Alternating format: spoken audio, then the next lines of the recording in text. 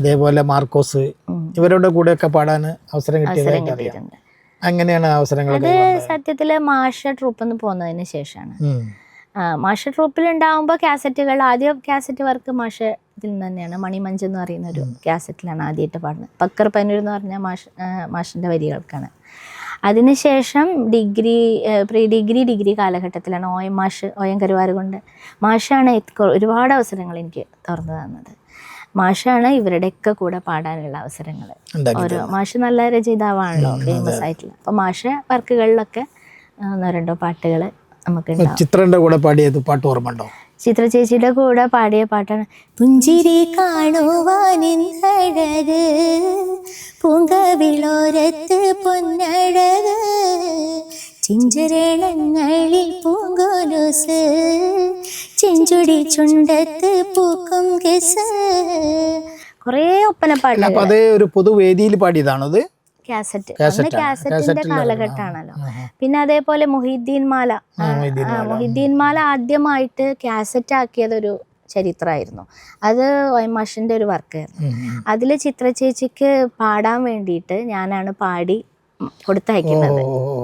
അങ്ങനെ അത് കേട്ടിട്ടാണ് ഫുള്ള് ചേച്ചി പഠിക്കുന്നത്, ആ ട്യൂണ് പഠിക്കുന്നത്. അന്ന് പ്രത്യേകമായിട്ട് അഭിനന്ദനങ്ങൾ മാഷെടുത്ത് പറഞ്ഞയച്ചിട്ടുണ്ടായിരുന്നു. പിന്നെ അതിന്റെ കോറസിൽ ഞാനും രഹനത്തെയും കൂടിയിട്ടാണ് പാടിയിട്ടുള്ളത്. എം ജി ശ്രീകുമാറിന്റെ കൂടെ പാടാൻ പറ്റിയത് ഇതേപോലെ തന്നെ മുറാദ് എന്ന് പറയുന്നൊരു കാസറ്റിലാണ്. കോഴിക്കോട് ഔക്കാക്കാന്റെ ട്യൂണ് മാഷരചന.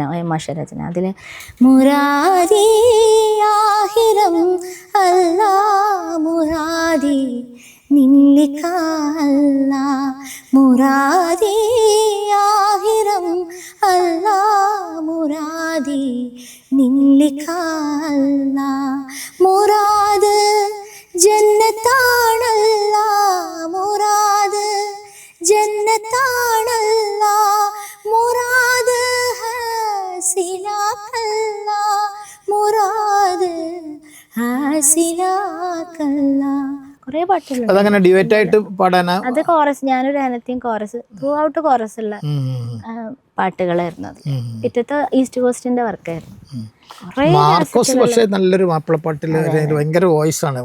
മാർക്കോസിന്റെ കൂടെ ഡുവറ്റും അതേപോലെ തന്നെ അന്ന് പിന്നെ എനിക്ക് വന്നത് ഹിറ്റായൊരു പാട്ടായിരുന്നു. പിന്നെ സുബ്ഹിയാകാറായി എഴുന്നേൽക്കൂ ബാപ്പ പുണ്യമാസമല്ലേ റമളാനല്ലേ. അത് അനിയൻ പാടിയതാണ്. അതേപോലെ തന്നെ അതിനകത്ത് എന്താ പറയുക, റസൂലിനെ കുറിച്ച് പാടിയൊരു പാട്ടാണ്. അത് ഒരു വേർഷൻ മാർക്കോസ് സാറും ഒരു വേർഷൻ ഞാനും കൂടിയിട്ട് പാടിയിട്ടുണ്ടായിരുന്നു. അങ്ങനെ കുറേ വർക്കുകൾ. സത്യത്തിൽ ഇപ്പം ഇഷത്ത് പറയുന്നത് കേട്ടപ്പോൾ എനിക്ക് തോന്നുന്നത് ഒരുപാട് പ്രശസ്തരായ ആളുകളുടെ കൂടെ പാടാൻ അവസരം ഉണ്ടായിട്ടുണ്ട്. പല സംഗീത സംവിധായകരുടെ കൂടെ വർക്ക് ചെയ്യാൻ പറ്റിയിട്ടുണ്ട്. വളരെ ചെറുപ്പത്തിലേ ഈ രംഗത്തുള്ള ഒരാളാണല്ലോ. നമുക്ക് സാധാരണ നമ്മളത്ര കേട്ട് പരിചയമില്ലാത്ത ആളുകളും ഉണ്ടാവും. അതേസമയം അവർ ഒരുപാട് കഴിവുള്ള സംഗീത സംവിധായകരൊക്കെ ഉണ്ടാവും. അങ്ങനത്തെ കുറെ ആളുകളെ കൂടെ പാടി കാണണമല്ലോ. അതെ, പ്രശസ്തരായവരെന്ന് പറയുമ്പോ ഇപ്പൊ മാഷ ട്രൂപ്പിലുണ്ടായിരുന്ന പ്രശസ്തരായിരുന്നു വടകര കൃഷ്ണേട്ടൻ, ഓത്തുപള്ളിയിലന്ന്. ഓത്തുപള്ളി 2 ട്യൂണുണ്ട്. ഓത്തുപള്ളിയിലന്ന് ഇതാണ് കൂടുതൽ അതാണ് മുരളീധരൻ പാടിയിട്ട് പിന്നെ വന്ന സിനിമയിലൂടെ വന്നത്. എന്നാൽ അതിന്റെ എത്രയോ വർഷം മുന്നേ ഇത് വടകര കൃഷ്ണദാസേട്ടൻ പാടിയിട്ടുണ്ടായിരുന്നു.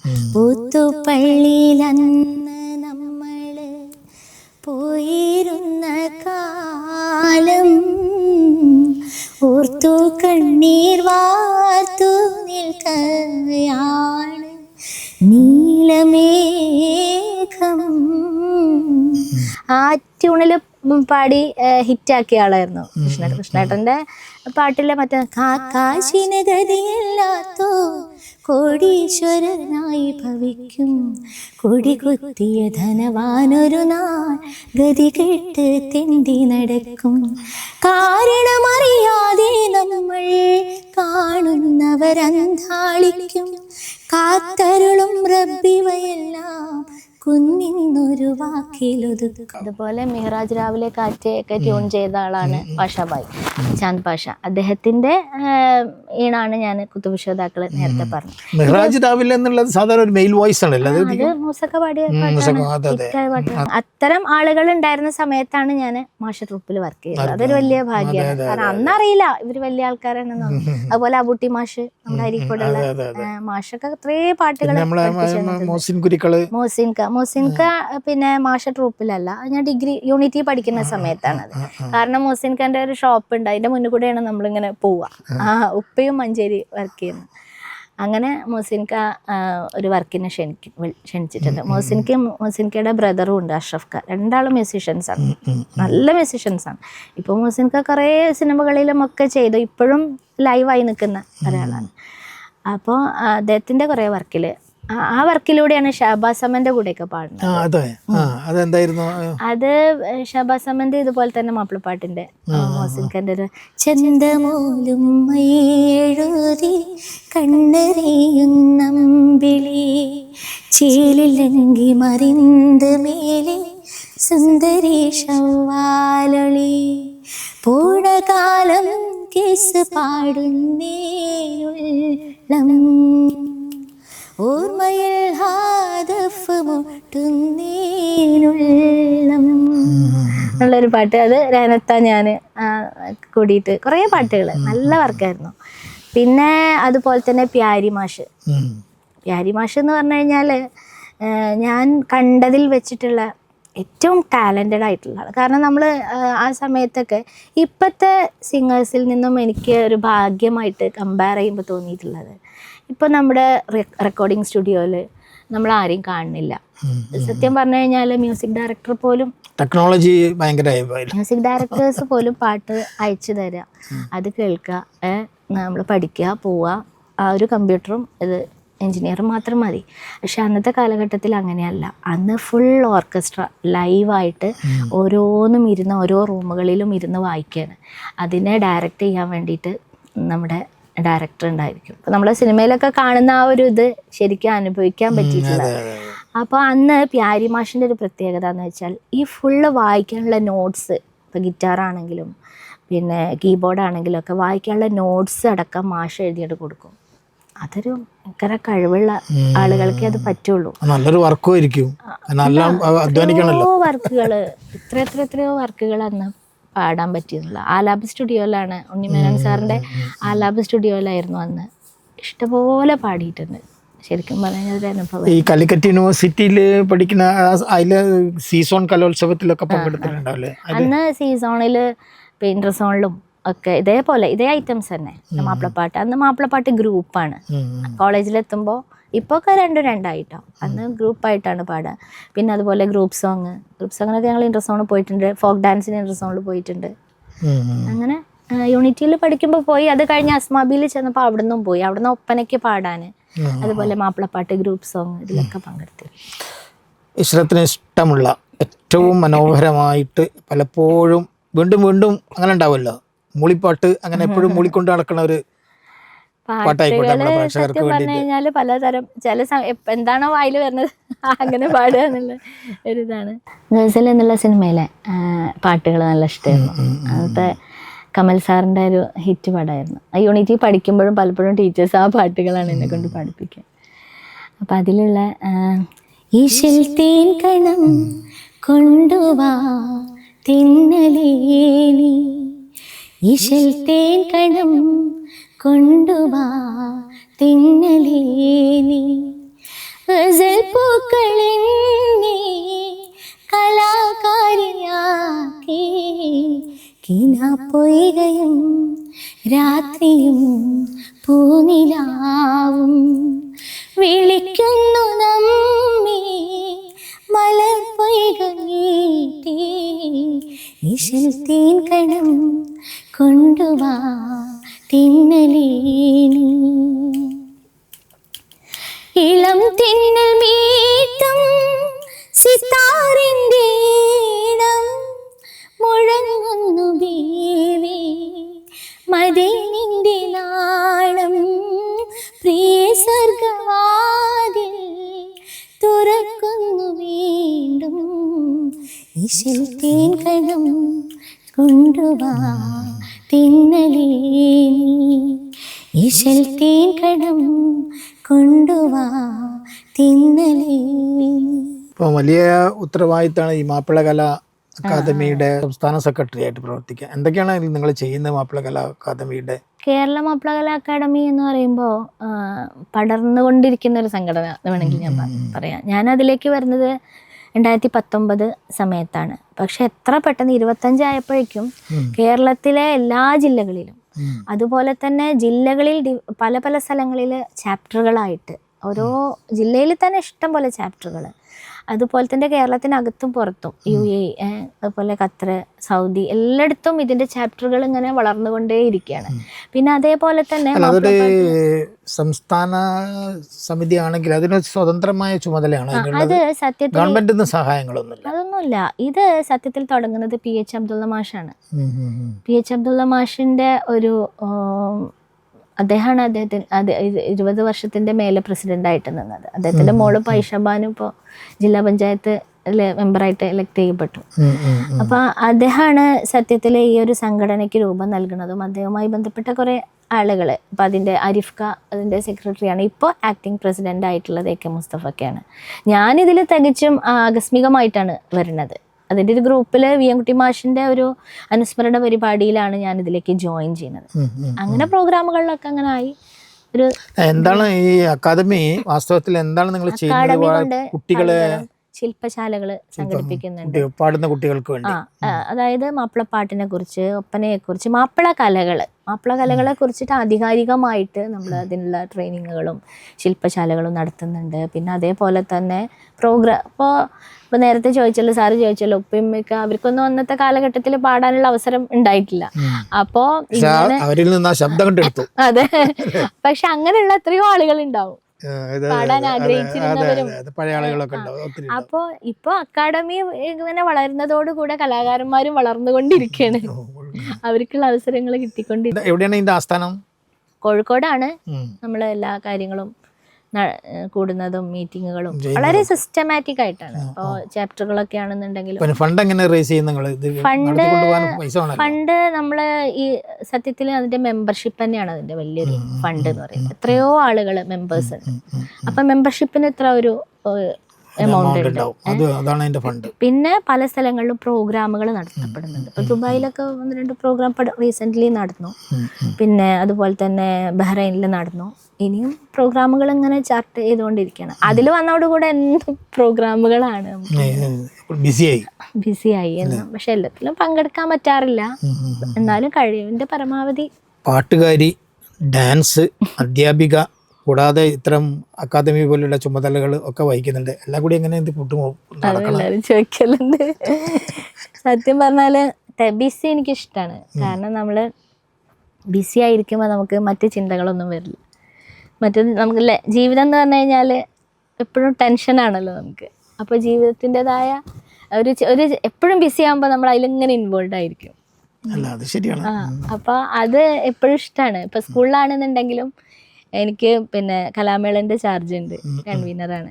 NSSന്റെ programme officer. ഈ പ്രാവശ്യത്തെ ജില്ലാ ഓവറോള് ഞങ്ങളുടെ സ്കൂളിലായിരുന്നു. അതിന്റെ കംപ്ലീറ്റ് ചാർജ് ഉണ്ടായിരുന്നു. അത് ഞങ്ങള് സാധാരണ ഞാൻ എപ്പോഴും ഈ കലോത്സവങ്ങളിൽ ഉണ്ടാകുന്ന ഈ പ്രശ്നങ്ങൾ ഉണ്ടല്ലോ, അപ്പീല്, ഇതൊക്കെ എന്തുകൊണ്ടാണ് ഇങ്ങനെയൊക്കെ സംഭവിക്കുന്നത്? അത് എന്തുകൊണ്ടാണ് ചോദിച്ചു കഴിഞ്ഞാല് അതിലേക്ക് പോയി കഴിഞ്ഞാല് വലിയൊരു ഇഷ്യൂ ആയിട്ട് മാറും. അതിനെക്കുറിച്ച് എനിക്ക് തോന്നുന്നത് കുട്ടികൾ വളരെ പഴയതിൽ നിന്ന് ഇപ്പോൾ ഒരു വ്യത്യസ്തമായിട്ട് പറയുകയാണെന്നുണ്ടെങ്കിൽ അന്നും നല്ല ട്രെയിൻഡ് ആയിട്ട് വരുന്ന കുട്ടികളുണ്ട്, ഇന്നും ഉണ്ട്. പക്ഷെ ഇന്ന് കൂടുതലാണ്. ഇന്ന് എല്ലാവരും ട്രെയിൻഡാണ്. ഇപ്പോൾ ഒരു പ്രോഗ്രാമിന് ഇപ്പോൾ ജില്ലയിലൊക്കെ ഒരു 14-17 ഐറ്റമാണ് ഒരു മിനിമം ഉണ്ടാവുക അപ്പീൽ കൂടാതെ. ഈ 17 എണ്ണം ഒന്നിനൊന്ന് മെച്ചമായിരിക്കും. കാരണം അങ്ങനെയാണ് എല്ലാവരും ട്രെയിനേഴ്സ് കൂടി. ഞാൻ എൻ്റെ ഒരു ചോദ്യം എന്താണെന്ന് വെച്ചാൽ, സാധാരണ ഈ ജഡ്ജസിനെ സ്വാധീനിക്കാൻ രക്ഷിതാക്കളും കുട്ടികളും ശ്രമിക്കുന്നതാണോ ഇതിന്റെ പിന്നിലുണ്ടായിരിക്കാം? ഒന്നും നമുക്ക് അതിനെ കുറിച്ചിട്ട് അറിയാത്തത് എന്താ വെച്ചാൽ നമ്മൾ അങ്ങനെ പോവാറില്ല. അതുകൊണ്ട് നമുക്ക് അതിനെ കുറിച്ച് പറയാൻ എന്താന്ന് അറിയില്ല. പറയപ്പെടുന്നുണ്ട്. ചിലപ്പോൾ സ്വാധീനം കൊണ്ടായിരിക്കും എന്നൊക്കെ നമ്മൾ ഈ മീഡിയ എല്ലാവർക്കും കിട്ടുന്ന അറിവ് തന്നെ നമുക്കുള്ളൂ. അല്ല, മുമ്പുള്ളത് പോലെ ഇപ്പോൾ ഇസ്രത്ത് ഏതെങ്കിലും ഒരു വേദിയിൽ പാടുക അല്ലെങ്കിൽ കോളേജിൽ ഒരു പരിപാടി പങ്കെടുത്താൽ ഇസ്രത്തിനെ പ്രോത്സാഹിപ്പിക്കാനും അഭിനന്ദിക്കാനും ഒക്കെ ഒരുപാട് ആളുകളുണ്ട്. ഇന്ന് ഇങ്ങനത്തെ ഒരു സ്കൂൾ കലോത്സവത്തിൽ ഒരു കുട്ടി നന്നായി പെർഫോം ചെയ്താൽ അത് ഇന്നെ അഭിനന്ദിക്കാനോ അതല്ലെങ്കിൽ പറയാനോ ആളില്ല. കാരണം ഇപ്പുറത്ത് തൻ്റെ കുട്ടീൻ്റെ കൂടെ കാത്ത് നിൽക്കുന്നൊരു മാതാവിനെ ചിലപ്പോൾ അത് ഉൾക്കൊള്ളാൻ കഴിയുന്നുണ്ടാവില്ല. അങ്ങനെയല്ല, ഇപ്പൊ കുട്ടികൾക്ക് കൂടുതൽ അവസരമല്ലേ കിട്ടുന്നത്. അവരൊരു സ്റ്റേജ് കയറിയാൽ തന്നെ അവര് പിന്നെ മീഡിയയുടെ ആൾക്കാരായി. എത്ര വേദി മീഡിയന്റെ ഒരു സ്വാധീനം കൂടിയും ഇതിലൊക്കെ ഉണ്ടെന്ന് തോന്നുന്നു അല്ലേ? ഉണ്ടായിരിക്കാം. പിന്നെന്ന് പറഞ്ഞു കഴിഞ്ഞാൽ എല്ലാറ്റിലും ഹിഡൻ അജണ്ടകൾ ഇഷ്ടം. അത് ഏത് മേഖലകൾ, പ്രത്യേകിച്ച് ഞാൻ മനസ്സിലാക്കുന്നത് കലാമേഖലയിൽ ഏറ്റവും കൂടുതൽ ഇങ്ങനെ ഉണ്ടാവും. കാരണം എല്ലാവരും മുന്നിലേക്ക് വരണമെന്ന് ആഗ്രഹിക്കുന്നവരാണ്. അപ്പൊ എന്തെങ്കിലുമൊക്കെ ഉണ്ടായിരിക്കും, അവസരങ്ങൾ കുറയുന്നും ഉണ്ടാകുന്ന പ്രശ്നങ്ങളും ഒക്കെ ഉണ്ടാവും. ഈ പൊതുവെ കുടുംബത്തിന്റെ സപ്പോർട്ട് എങ്ങനെയാണ്?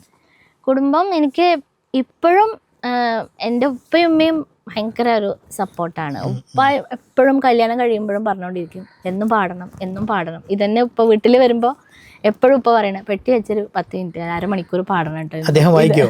ഇല്ലല്ല, ഉപ്പ വായിക്കില്ല. പക്ഷെ ഉപ്പാക്ക് അങ്ങനെയാണ്. ഹാർമോണിയം ചെറുതായിട്ട് അന്ന് പഠിക്കാൻ പറ്റാത്തതിലൊരു സങ്കടപ്പുണ്ട്. ഹസ്ബൻഡ് പിന്നെ വെൽഫെയർ ബോർഡിലാണ്, മോട്ടോർ തൊഴിലാളി ക്ഷേമനിധി ബോർഡിലാണ്. അദ്ദേഹം പാട്ട് ഹസ്ബൻഡ് പാട്ട് ആസ്വദിക്കും നന്നായിട്ട്. പാട്ട് ആ മേഖലയിലുള്ള ആളൊന്നുമല്ല. പിന്നെ മക്കളും തന്നെ ഒരാൾ നന്നായി ചിത്രം വരയ്ക്കും, മൂത്ത ആള്. അവൾക്ക് അതിനോടാണ് സ്കില്ല്. പാടായികല്ല, പാടും. വയലിൻ കുറച്ച് പഠിച്ചു. ചെറിയ ആൾ ഏകദേശം എൻ്റെ ഒരു ലെവലിലേക്കാണ്, പാട്ടും ഡാൻസും ഒക്കെ ആയിട്ട്. അങ്ങനെ എനിക്ക് ഇഷ്ടമുള്ള ചിത്ര പാടി മനോഹരമാക്കിയ ഒരു ഇതുണ്ട്, എത്തിമിന്നത്താണി എന്ന് പറഞ്ഞിട്ടൊരു പാട്ട്. അതിൻ്റെ ഒരു 4 വരികൾ. എത്തിമിന്നത്താണി ഈകിക്കൊണ്ട താഴം എത്തിക്കുന്നോർക്കല്ല വർഷിക്കും സഹായം മുത്ത് റസൂലിൻ്റെ മൊഴികളറിഞ്ഞുള്ള മുത്തകങ്ങൾ കാണ് സ്വർഗത്തിൽ താഴം എത്തിമിന്നത്താണി ഈകിക്കൊണ്ട താഴം എത്തിക്കുന്നോർക്കല്ല വർഷിക്കും സഹായം. ഇഷ്ടത്തിന് ഇഷ്ടമുള്ള ഒരു ഗസൽ പാടി നമുക്ക് ഇത് അവസാനിപ്പിക്കാം. ഗസലുകൾ കുറേ ഇഷ്ടമാണ്. അതിൽ മെഹദി സാബിൻ്റെ ഗസൽ ഇഷ്ടമാണ്, പിന്നെ ഗുലാം അലി സാബിൻ്റെ ഇഷ്ടമാണ്, ചിത്ര സിംഗിൻ്റെ ഇഷ്ടമാണ്. ഏറ്റവും കൂടുതൽ ആളുകളിലേക്ക് ഇറങ്ങി ചെന്നിട്ടുള്ള ഒരാളാണ് പിന്നെ ജഗജിത് സിംഗ്. എന്നാൽ അതേസമയം വലിയൊരു സംഭവ ലിജൻഡ് എന്ന് പറയുന്നത് മെഹദി സാബാണ്. ഗുലാം അലി സാബ് വേറൊരു സ്റ്റൈല്. അപ്പൊ എല്ലാവരുടെയും മെഹദി സാബിന് ഷാൻഷായ ഗസൽ എന്നാണ് എന്നറിയപ്പെടുന്നത്. അദ്ദേഹത്തിൻ്റെ ഒരു ഗസൽ പാടാം. प्यार भरे दो शर्मीले नैन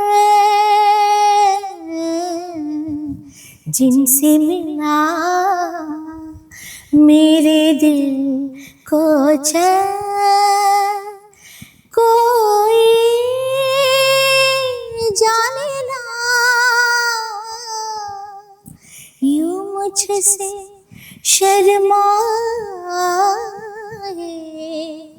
कैसे मुझे तड़पाए प्यार भरे दो शर्मीले नैन. കൂടുതലായിട്ട് വേദികളിൽ പാടുന്ന വേറൊരു പാട്ടാണ്, എല്ലാവർക്കും ഇഷ്ടമല്ല. रफ्ता रफ्ता वो मेरी हस्ती का सामा हो गई. रफ्ता रफ्ता वो मेरी हस्ती का सामा हो गई.